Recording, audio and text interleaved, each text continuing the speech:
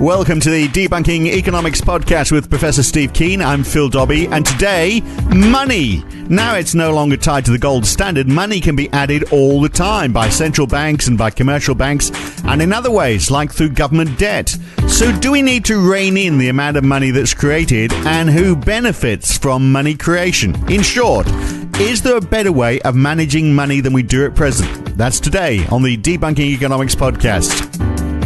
So, Steve, money is created by banks, by central banks, and by commercial banks with very few constraints. So, in theory, the more money they create, then more money creates higher inflation. The higher the inflation rate, the higher the interest rates from the central bank. And the higher the interest rates, then the more money the banks make. So, isn't there a bit of self-interest there? Yes, there is an incredible amount of self-interest, as Bill Black once put it brilliantly in one of his books, in the title of the book, and no less, the best way to rob a bank is to own one. So that's true. But the trouble is, partly why they get away with being able to rob the banks while owning them at the same time is people don't understand the monetary creation mechanism, nor do they understand the impact. So a lot of Austrians expect the sort of causal chain you're talking about, which is rather hard to reconcile with the real world, whereas the more banks have created, the more money creation has occurred, the lower the interest rate has got, not the higher. Right. So what's wrong in that causal mechanism that I gave there then? Well, first of all, thought the banks can just basically dump the money on our system. Whatever the mechanism they to actually cause the creation of money, part of that vision that the banks can create lots and lots of money and therefore they can cause inflation, implies that the money goes in and increases spending without whacking anything around your ankles to discourage spending. Right. And that's effectively the... there's got to be demand as well, hasn't there? They can't just create money. They've got to create money because people have got to be asking for that money. In other words, they've come to the bank and said, "Can I have a loan, please?" Yeah, and so it's a two-sided operation to begin with at that level. But what we this is the classic thing about economists. Well, one of the many classic things about them, their economic theories, but the mainstream theories in particular, focus upon flows. They focus upon some rates, such as the rate of interest, but they focus upon the level of change in government spending, GDP, which is itself a flow, and so on. New money, which is also a flow.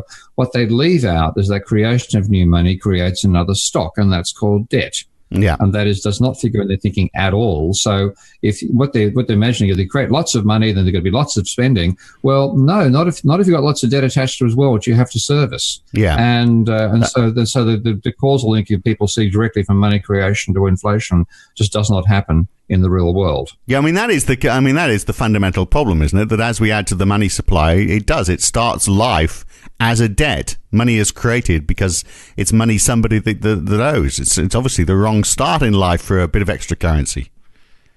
Yeah, and that's right. If we actually were Milton Friedman's model of money growth causing inflation, and Milton's classic line that still reverberates in the empty shells called brains sitting atop politicians' heads, is that money is always inflation is always and everywhere a monetary phenomenon. Now, his model of inflation was a helicopter flying over, quite literally. This is where the idea of helicopter money came from. His hypothetical model was a little planet on continent over which a helicopter flew, simply dropping money notes from the sky.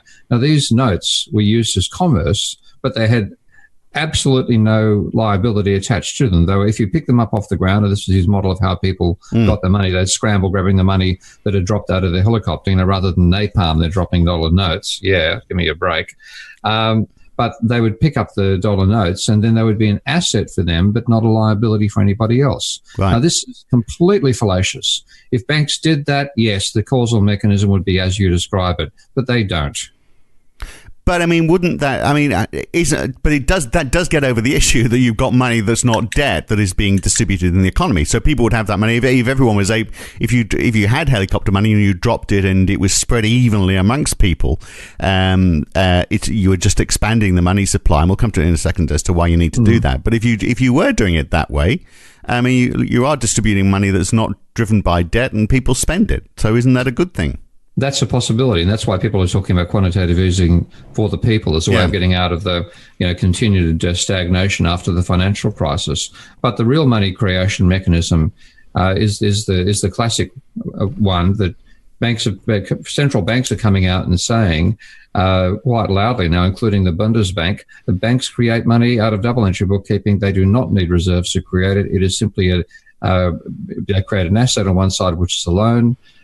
They create a liability themselves on the other side, which is your deposit account, which, of course, their liability is your asset. You can spend that money, but as well as getting the asset, which the cash to spend, you also get the liability, the debt to the bank. And this is a fact which central banks are now shouting from the rooftops. And as I bloody well expected, mainstream economists are denying what the central banks are arguing is the real world. Because it doesn't fit their stupid little models. And the most recent illustration I've seen of that, unfortunately, I wasn't there to listen to it, was on my session at the INET conference in Scotland just over the weekend, where one of the discussants was a guy I've met beforehand. And no, he's not a bad bloke. I mean, the neoclassical economists aren't necessarily bad people. But he was, as we think of him, Rentile, I'm trying to find his name now on a blog post as we speak. But he denied that banks create money. Mm. Okay, and what central banks or commercial banks or both? Commercial banks. He denied Pontus Rentile. Right. Rentile. And he was, as it happens, I had a talk in Cambridge University some years back, organised by the students there, and he was critiquing my position, which he'd never heard of before, because so far as he's concerned, he's a classic young-ish. Not a neoclassical economist. He didn't realise there'd ever been anything other than neoclassical economics, not only in general, but specifically at Cambridge. Whereas Cambridge used to be the bastion of non-orthodox thought with Joan Robinson and Nikki Kaldor and so on. Right. So his belief was that when a bank loans out the money, it's already got the money in there because someone else has deposited it. That was his belief. Effectively, yeah. Wow. He said banks don't create money. He says that... the central apparently made this comment saying that Barclays creates its own currency, quote unquote. This is apparently a quote from his presentation. Pegged it par to the central bank currency, which only works to the central bank is complicit. In other words, as a typical thing for neoclassical economists, they come back and say that all money creation is the fault of the central bank. Which it is not. Find out why by listening to the full version of this podcast. This is just a 7 or 8 minute sampler of it all. You can hear the full version by becoming a subscriber to this podcast series. There's 70 or more episodes already. You can subscribe at debunkingeconomics.com by choosing one of the drop-down plans on the right-hand side, or by becoming a supporter of Steve on Patreon at www.patreon.com/Prof. Steve Keen. Support him with more than $10 per month, and you get access to all of these podcasts there as well. Thanks for listening. We hope to see you back here for the full version and to hear all the other podcasts in this series with Professor Steve Keen. I'm Phil Dobbie. Thanks for listening.